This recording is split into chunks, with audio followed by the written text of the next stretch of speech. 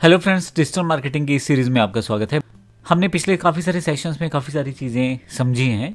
सबसे important point जो सबसे ज़्यादा ज़रूरी है, आज का जो युग है वो एआई आर्टिफिशियल इंटेलिजेंस का युग है और चैट जीपीटी एक इम्पॉर्टेंट टूल्स है जिसके साथ हम लोग एआई बेस्ड वर्कआउट कर सकते हैं। चैट जीपीटी ओपन एआई के द्वारा डेवलप किया गया एक चैट बोट है और बड़ा ही एडवांस टूल्स के साथ लैस्ड है और एक प्री ट्रेंड ट्रांसफॉर्मर, यानी कि आप इन्फॉर्मेशन को देंगे जब अपनी तरफ से नॉर्मल लैंग्वेज में आपकी बात समझेगा, नेचुरल लैंग्वेज में, और आपकी उस रिक्वेस्ट को प्रोसेस करके फिर से वापस उस आउटपुट में प्रदान करेगा जिसको ह्यूमन बीइंग समझ सकता है। और इसके लिए आपको करना क्या है, सिर्फ टेक्स्ट प्रॉम्प्ट्स देने हैं, यानी कि आपको प्रॉम्प्ट्स देने हैं, कमांड देनी है और उसके ऊपर प्रोसेस करके आपको ये आउटपुट प्रदान करेगा। अब जानते हैं चैट जीपीटी काम कैसे करता है। चैट जीपीटी जो है ओपन एआई जनरेटिव प्रोसेस के साथ जुड़ा हुआ प्री ट्रेंड ट्रांसफॉर्मर है, जीपीटी टूल है एक तरह से, और सबसे बेहतर है, ये पूरा का पूरा एआई मॉडल प्रोसेस बना हुआ है। इसकी जो ट्रेनिंग हुई है वो काफ़ी सारी बुक्स, आर्टिकल्स, वेबसाइट्स और इन सब लैंग्वेज पैटर्न्स को समझ के हुई है, यानी कि बड़ी ही इन्फॉर्मेशन इसके पास पहले से अवेलेबल है। इसकी जो प्रोसेसिंग है, जो इनपुट प्रोसेसिंग है, वो हर एक क्वेरी को छोटे छोटे भागों में बांटती है, उसमें से कीवर्ड चुनती है और फिर कॉन्टेक्स्ट के अकॉर्डिंग आगे प्रोसेस करती है। इसका रिस्पॉन्स जनरेशन भी बहुत बढ़िया है। जब आप एक तरह से प्रॉम्प्ट प्रोवाइड करते हैं तो उस प्रॉम्प्ट के बेस पे काफ़ी सारे फैक्टर्स को ध्यान रखते हुए एक रिस्पॉन्स जनरेट किया जाता है जो बड़ा ही वैल्यूएबल रहता है। कॉन्टेक्स्ट अवेयरनेस रहती है कि ना केवल एक सिंपल सेशन के साथ काम चलता है बल्कि एक कन्वर्सेशन फ्लो के अंतर्गत काम चलता है। एक कॉन्टेक्स्ट को शुरू से लेके एंड तक ये समझता चला जाता है और उसके अकॉर्डिंग ही आपको आउटपुट देता है।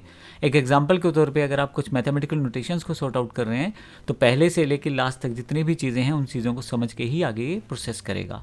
Improvement does not learn from individual conversation, ये किसी एक अकेली कन्वर्सेशन पे भी यहाँ पे नहीं सोचता है। बेसिकली जब आप अपना फीडबैक देंगे, कुछ आप उससे बातचीत करेंगे तो उसके आधार पे आपको आउटपुट देगा। पहले से बनी बनाई आउटपुट नहीं है, हर बार जैसा फीडबैक आप देने वाले हैं वैसा आउटपुट आपको वापस मिलने वाला है।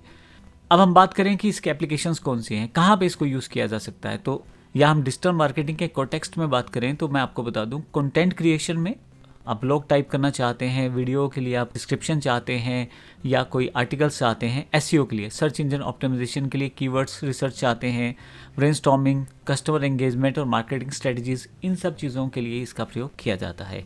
अगर हम बात करें चैट जीपीटी के तो दो मॉडल अवेलेबल हैं, एक है फ्री जीपीटी 3.5 और एक है पेड जीपीटी 4। दोनों में काफ़ी सारे डिफरेंसेस हैं, उनको हमने यहाँ पे नोट डाउन किया है ताकि जब हम प्रैक्टिकल पार्ट पे जाएं तो आपको इन सब चीज़ों के बारे में पता हो। सबसे पहले एक्सेस कॉस्ट है। फ्री जीपीटी 3.5 ऐसा है जो बिल्कुल फ्री रहता है, इसमें किसी भी तरह का कॉस्टिंग आपका नहीं है, आप सिर्फ साइन अप करें और यूज़ करना शुरू कर दें। बहुत ही बेहतर रिजल्ट्स रहते हैं इसके और आप इसको फ्री में यूज़ कर सकते हैं।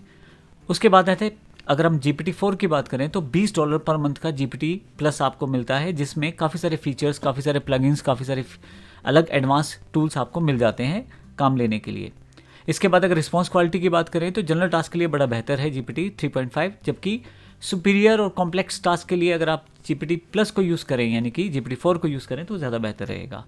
स्पीड जो है वो फास्टर है जीपीटी 3.5 की, जबकि जीपीटी 4 क्योंकि कॉम्प्लेक्स लेवल पे सोचता है तो थोड़ी सी स्पीड स्लो रहती है यहाँ पे। कॉन्टेक्स्ट लेंथ जो रहती है अराउंड 4096 टोकन्स के आसपास रहती है, जबकि लगभग बिल्कुल डबल रहती है हमारे पास पेड जीपीटी 4 में, यानी कि जीपीटी 4 में आपकी लॉन्गर रहती है, 8192 टोकन्स आपके रहते हैं। तो इस तरह से अगर आप देखें तो इसमें हमारे पास लगभग डबल टोकन्स आपके पास अवेलेबल रहते हैं। इसी तरह से रीजनिंग एबिलिटी जो रहती है मॉडरेट रहती है जीपीटी 3.5 में, और पेड में जो रहती है स्ट्रॉन्ग और लॉजिकल रहती है। इसका मतलब ये हुआ कि जो नॉर्मल रीजनिंग रहती है एबिलिटी जीपीटी 3.5 में वो मॉडरेट लेवल की रहती है, जबकि बात करें जीपीटी 4 की तो स्ट्रॉन्ग और लॉजिकल रीजनिंग एबिलिटी रहती है उसके कॉम्प्लेक्स मॉडल की वजह से। तो जब भी कभी कॉम्प्लेक्स तरह की कैलकुलेशन रहती है तो वहाँ पे ज़्यादा बेहतर रहता है जीपीटी 4, जबकि 3.5 जो है मॉडरेट लेवल का अवेलेबल रहता है। कॉम्प्लेक्स क्वेरीज़ की बात करें तो सिंपल क्वेरीज़ को हैंडल करने के लिए 3.5 बड़ा बेहतर रहता है, लेकिन जब बात करती है कॉम्प्लेक्स प्रॉम्प्ट्स की, ज़्यादा कॉम्प्लिकेटेड प्रॉम्प्ट्स की, आउटपुट ज़्यादा बेहतर चाहिए होता है तो जीपीटी 4 की बात आती है।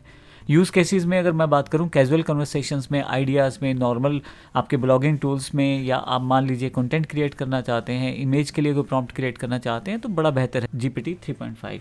और इसी तरह से अगर आप बात करें एडवांस कंटेंट की, रिसर्च और कोडिंग की, तो वहाँ पे जीपीटी 4 बड़ा अच्छा परफॉर्म करता है। एपीआई अवेलेबिलिटी दोनों में रहती है। तो ये कुछ बेसिक डिफरेंस है जो मैंने बताए हैं। जहाँ तक हम मेरा अपना पर्सनल एक्सपीरियंस है, जो काम मैं GPT-4 से करता हूँ ऑलमोस्ट वो सारे के सारे 3.5 से मैं कर लेता हूँ। तो मुझे विदाउट पेइंग एनीथिंग बड़ा बेहतर मॉडल मिल जाता है GPT 3.5 की वजह से। तो चैट GPT के इस पूरे प्रोसेस में हमने बेसिक जानकारी ली है। अब नेक्स्ट सेशन जो हमारा होगा उसमें हम देखेंगे किस तरह से चैट GPT में प्रैक्टिकली हम काम करके देख सकते हैं। धन्यवाद।